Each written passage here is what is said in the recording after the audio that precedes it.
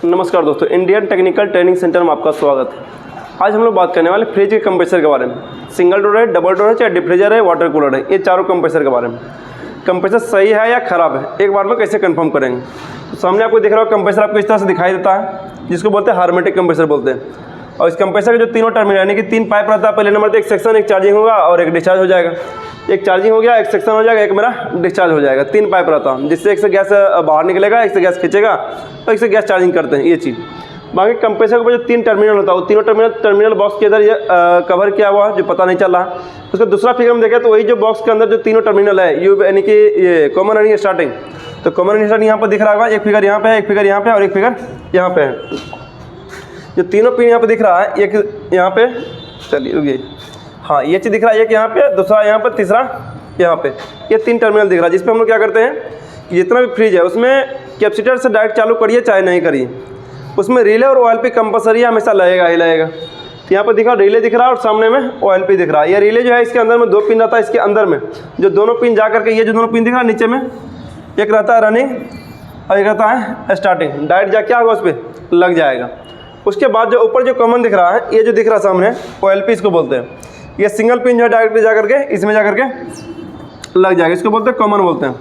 Direct power supply दे देना। उसके बाद लगाने के बाद कुछ में क्या होता है, फ्रिज वाला कंप्रेसर में कैपेसिटर का भी इस्तेमाल होता है। देख लेना उसमें लगा हुआ है चाहे नहीं लगा हुआ। अगर नहीं भी लगा हुआ है, मान लीजिए आपको मालूम नहीं है कुछ भी, तो करना क्या है, 4 से लेकर के 10 माइक्रोफारड तक का कैपेसिटर आप लोग यूज कर सकते हैं, ये चीज़।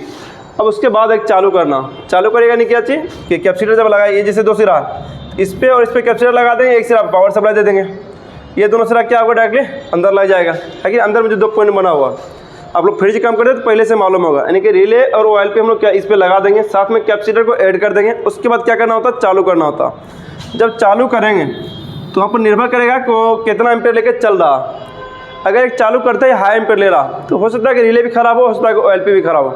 कंफर्म तो कर नहीं पाइएगा, क्योंकि बाहर लेकर अगर चेक करेंगे तो बाहर तो बिल्कुल सही दिखाता और 100% बाहर में चेक नहीं हो पाएगा, क्योंकि उसका लोड लेके चलना जरूरी है, OLP भी और रिले भी, ये चीज़। तो कंफर्म कैसे करेंगे, उसको करना है कि डायरेक्ट चालू करना। डायरेक्ट कैसे चालू करते हैं, एक पावर सप्लाई कॉमन पे देना, एक को रनिंग पे देना, रनिंग से क्या करना, शॉर्ट लगा करके चालू करना। शॉर्ट लगा चालू करके उसके बाद क्या करेंगे, हटा लेंगे तुरंत 1 सेकंड के अंदर। हटाने के बाद देखेंगे वो कितना एम्पेयर लेके चला। हाँ कुछ ज़्यादा एम्पेयर लेगा, लेकिन 1 एम्पेयर 1.5 एम्पेयर से ऊपर नहीं जाएगा। और जब इतना एम्पेयर लेकर डायरेक्ट में चल रहा है, समझ लीजिए कंप्रेसर लगभग मेरा बिल्कुल सही है। उसके बाद क्या करना है कि रिले और OLP जब लगाइएगा और उसके बाद कैपेसिटर भी जब ऐड कर दीजिएगा, तो वो लगभग खाली कंप्रेसर में 0.2 0.3 एम्पेयर लेगा।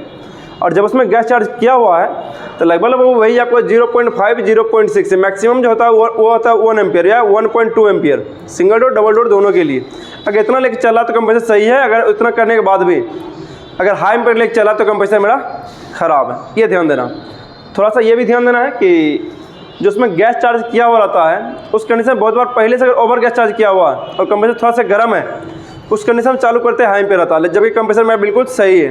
तो करना क्या होता है, बस जो सेक्शन और डिस्चार्ज पाइप रहेगा दोनों काट बाहर निकाल देना, यानी कि पूरा गैस को पहले से बाहर निकाल देंगे और सिर्फ खाली कंप्रेसर चला के देखेंगे उस कंडीशन में कितना एम्पेयर लेके चलता है। उस कंडीशन में अगर ठीक ठाक एम्पेयर लेके चलता है तो फिर कोई दिक्कत नहीं, कंप्रेसर सही है। खाली कंप्रेसर में भी अगर हाई एम्पेयर लेके चलता है तो कंप्रेसर मेरा बिल्कुल ख़राब है। ये वीडियो आपको कैसा लगा कमेंट करके जरूर बताइएगा।